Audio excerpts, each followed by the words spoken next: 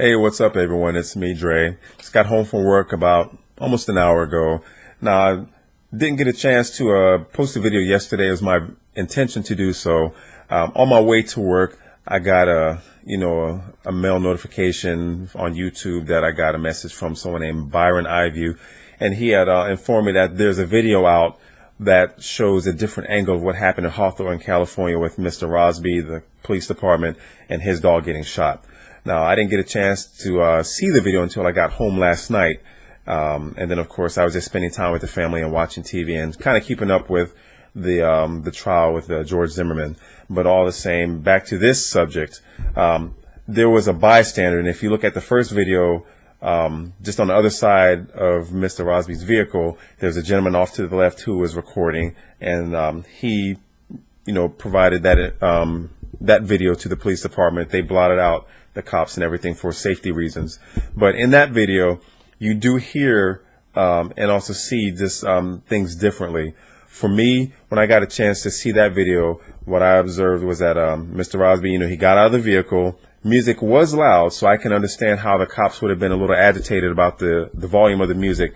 That civilian standing as close to the vehicle, you can hear it. So I still think the cops should, at least one of them, should have approached Mr. Rosby saying, hey, the music is too goddamn loud. Do you see the situation at hand? I mean, I know Mr. Rosby isn't blind. He did display a lot of arrogance, given his history with run-ins with police in one manner or another. He was just putting up one of those stances like, I'm not going to take your shit. I know my rights, blah, blah, blah. It was still arrogant, so he made himself look like an asshole. I'm still on his defense a little bit, simply because, once again, a cop could have approached him almost face to face to say, look, we need you to turn this shit down. Whatever the case is, we need you to turn it down so that we can take care of this matter at hand. That didn't happen. So for him to be detained and then a spokesperson for the police department say, we arrested him for obstruction of justice because his damn music was too loud, that's bullshit. Those cops, I feel like they didn't like being recorded. Leon Rosby speaking out when those cops were down at the distance. Let's all keep in mind, cops go through a strenuous training regimen to earn that badge and the gun.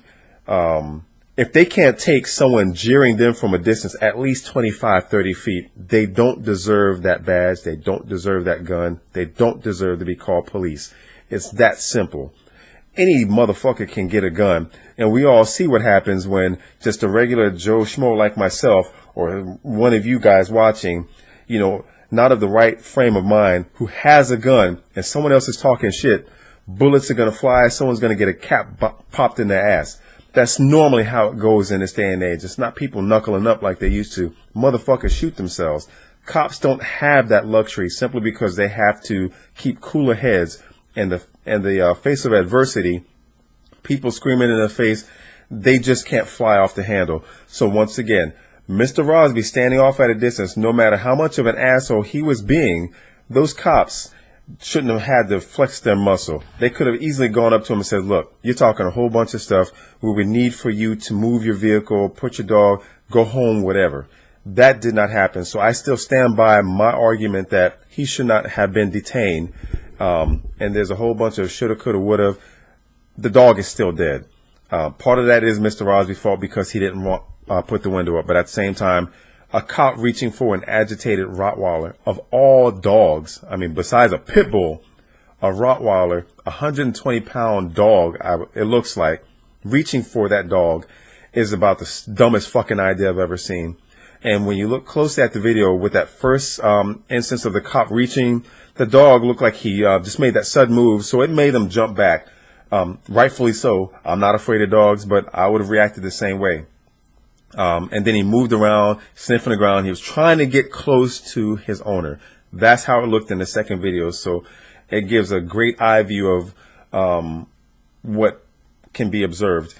The second time the cop reached for the leash, the dog lunged, and it looked like he was trying to take a bite out of the arm.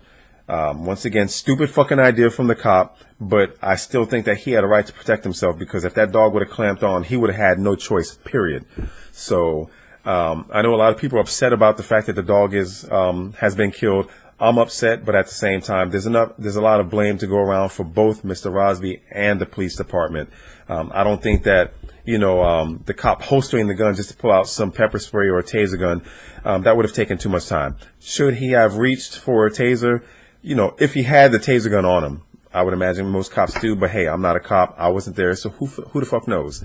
But, I still think that a lot of this could have been avoided if Mr. Rosby wouldn't have been an asshole and trying to jeer the cops on, but at the same time, the cops, they have to be made of sterner stuff. They have to let those kind of words roll off their back. They're worried about taking down armed bank robbers. That was the immediate threat. Mr. Rosby wasn't a threat, and really the dog wasn't a threat until the stupid cop tried to reach for him. Anyhow, I want to appreciate ByronEyeView once again for posting that link for you guys. I'll leave a link for the video on the description. Also, you can see the commentary for that on the Young Turks. They gave their insight for it, and that's basically where the video comes from. As always, if you have any comments, please leave it on the comment section. Please don't turn this into race, because it's really not about race, black or white, whatever. If it was a black cop shooting a white man's dog, Hispanic's dog, or just whoever in any situation, it's a fucked up situation all around, but it's not really about race. It's just about, a poor dog getting killed. But just go ahead and leave the comments. If you like what I said, I hope that you take the time to like, subscribe, and share. Peace.